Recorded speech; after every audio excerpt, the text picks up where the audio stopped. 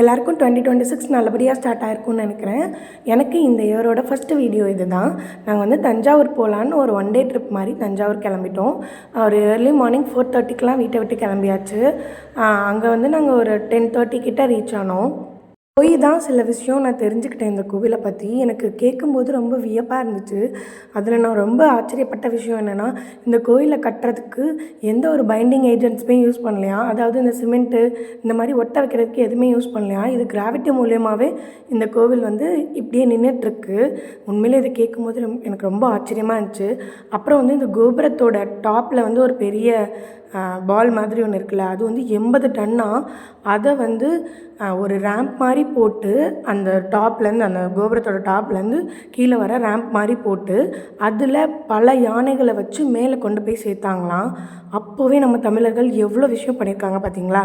உண்மையிலே இதெல்லாம் வந்து நம்ம வந்து பெருமையாக சொல்லிக்கக்கூடிய விஷயந்தான் சீரியஸாக. அப்புறம் இன்னும் சில விஷயம்லாம் நான் தெரிஞ்சுக்கிட்டது என்னென்னா, இந்த கோபுரத்தோட ஹைட் வந்து 216 அடியாம். உயிர் மெய் எழுத்துக்களை குறிக்குது. அப்புறம் அந்த உள்ளே இருக்கிற சிவலிங்கம் இருக்கார்ல, அது வந்து 12 அடி. அது வந்து உயிர் எழுத்துக்களை குறிக்குதாம்.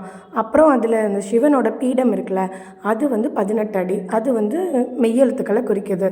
அப்புறம் நம்ம சிவனுக்கும் அந்த சிவன் சிலையிலேருந்து நந்திக்கும் உள்ள டிஸ்டன்ஸ் வந்து 247 அடியாம்.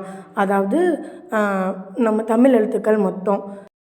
இவ்வளோ விஷயம் பண்ணியிருக்காங்க நம்ம தமிழர்கள். அப்புறம் இன்னும் சில விஷயம் என்னென்னா, இந்த நந்தி, அங்கே ஒரு நந்தி இருக்குல்ல, அந்த நந்தி சிலை வந்து ஒரே கல்லில் பண்ணியிருக்காங்க. இந்த கோயிலை கட்டுறதுக்கு 7 வருஷம் எடுத்திருக்காங்க.